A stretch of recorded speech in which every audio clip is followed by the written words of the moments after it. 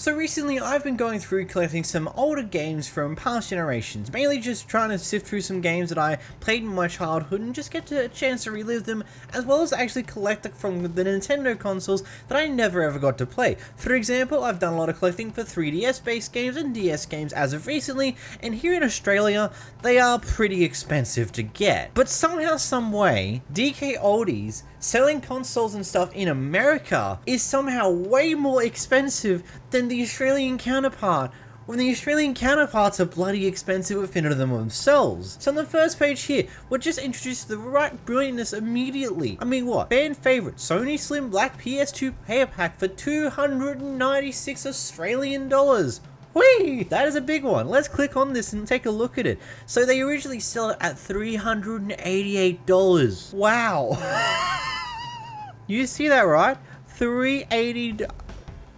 And you know what makes it even better? It doesn't come with the original controller. What if I go none? It doesn't do anything. Substitute an original black controller for 30 buccarinos. $338. Holy shit.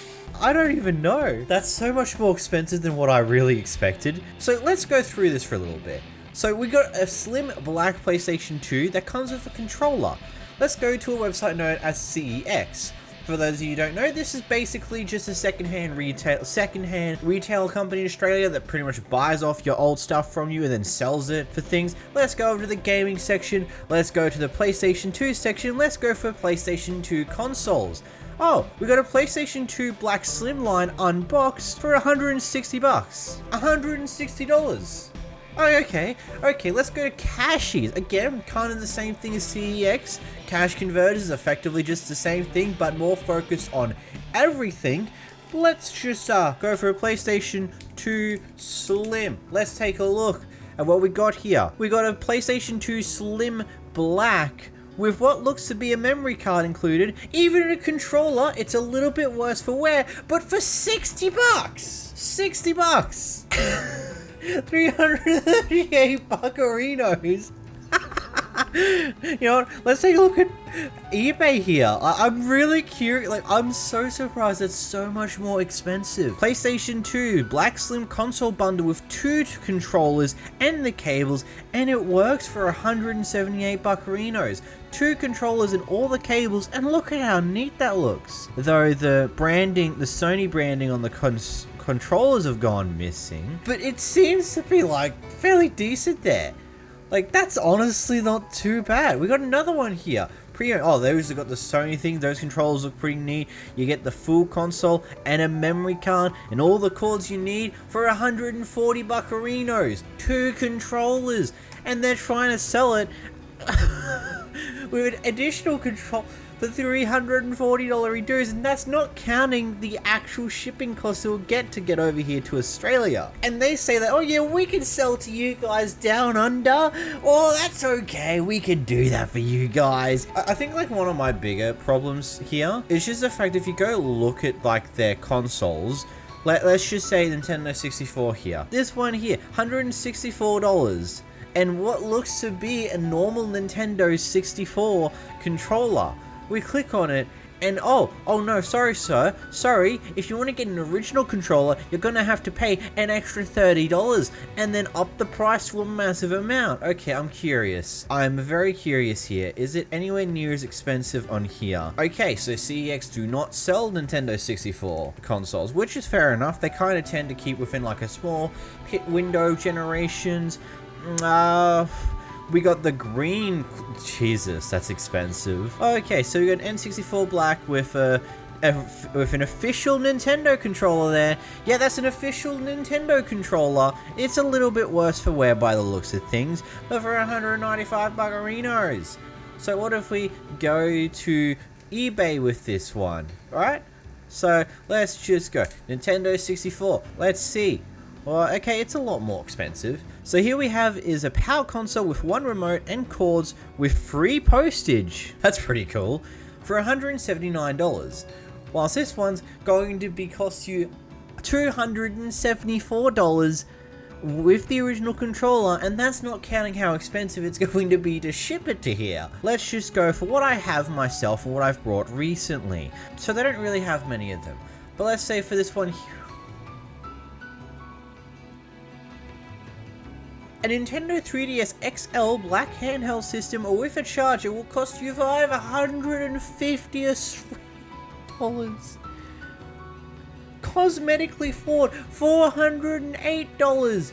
This is cosmetically flawed, this thing here. I got it for about $280, 300 buccarinos. It doesn't look the greatest, but it works perfectly fine. Oh, holy sh! An extra 100. Okay. Wow. Let's go over here to CEX. This is what is also a retail store you can go to in a lot of places throughout Australia. So, metallic black new 3DS XL, 320 buccarinos. This is the normal version. This comes with the stylus. If you don't care about the stylus, let's go a little bit further. New 3DS XL discounted. Discounted means it doesn't have the stylus. Only $300. Only $300. And then they want to sell you one for cosmetically flawed for $400. Holy shit. New 3DS XL. This one comes with a stylus, $350. This one isn't, I don't know if it comes with a stylus. $250, $219, $279 for an orange one. $400. Oh, good God, that one seems expensive. Okay.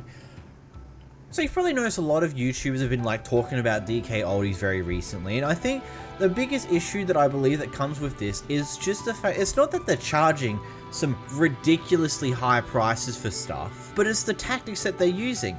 The front page, today's retro deals, is always saying that, oh yep, you got these items that are discounted from the normal price, it's got this awesome special going on about it. All of them advertise having the normal controller with them, the normal Nintendo branded controllers here, and then you can't get it. You want to notice something here? Can I open up this image? Do you see that? They've taken the effort to just like gray over the actual Nintendo logos on these controllers, just so from a distance it looks like the normal controller. But if you look closely, they can't be held liable for that because, oh my god, it doesn't have the Nintendo branding on it. It's not an official original controller. We totally didn't Photoshop it and smudge away that logo. What? That is such a bad Photoshop too. What about this one? The Sony one? Okay, that isn't anywhere near as bad. But that's hilarious that they've gone through the effort to do that. There are places that are charging this much for consoles and retro stuff on these lines. What tends to happen is that the market tends to follow. You'll then see people who are trying to sell things secondhand see that this official store is trying to sell these things at absurd prices, so then people will start to follow suit and try and sell items maybe a little less, maybe a little further less these prices on eBay and stuff along those lines, and then over time it'll overall drag the prices up of everything until it eventually reaches these goddamn ridiculous heights that these are here. And that's the problem that we're going to get here.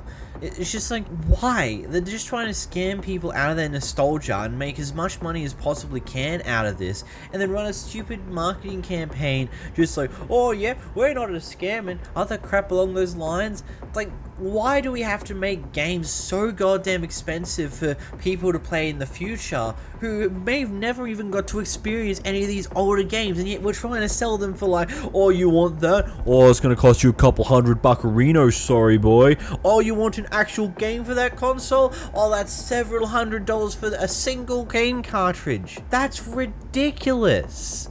It is completely insane, and I don't get why. Like, I'm glad that everyone's starting to like go in on them and just like, this is horrible.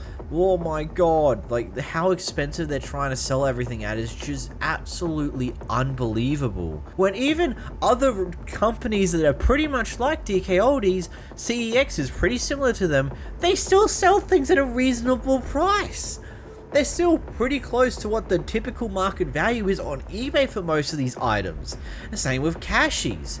Except for they're a little bit on the expensive side sometimes. But you know, it's like, it's really good. Like, they tend to sell things a little bit cheaper than market value sometimes. But then DKOldies is going, oh yeah, fuck you. We're going to make it so expensive it's not even funny. Anyway, if you enjoyed this video, make sure to like button down below. Make sure to subscribe, and I'll see you guys next time. Bye.